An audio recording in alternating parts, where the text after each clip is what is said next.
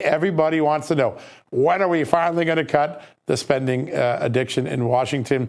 You're on the budget committee. I know you're working really hard to try to get the first cuts in spending in a long time. Walk us through where we are and where we'll be in a month from now.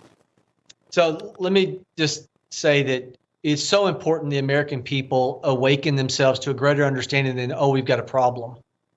I said this on the floor. I put forth an amendment last week trying to return to 2019 spending levels. And I will tell you that even that is not to match the size of our problem. The American people must understand we have two separate areas of funding out of a $6.5 trillion spend every year. We have the mandatory side, which is Medicaid, Medicare, Social Security, veteran benefits. That's mandatory. Congress adjusts eligibility. But Congress doesn't appropriate on an annual basis. Most of that comes out of the payroll tax.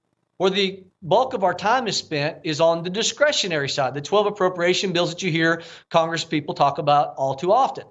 That side, that spend is 1/3 of our budget. In 1970, it was 2/3 of our budget. Now it's been reduced to 1/3, the discretionary spend. It's 1.7 trillion out of 6.5 total allocation. The deficit was 1.57 last year. Or 1.7.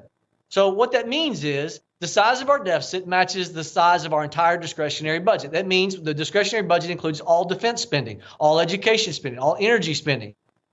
So that means every dollar we're spending to defend ourselves, every dollar going to any classroom coming from the federal government, every dollar that's funding most of these bureaucracies that most people touch their lives is borrowed from our kids and our grandkids. 100% of everything we're debating is borrowed money. We are headed towards bankruptcy. And so the time for half measures is 30 years ago. It's no longer waste, fraud, and abuse. If we don't get serious about cutting agencies, cutting programs, then we're going to go the way of history. And that pronouncement's really sad.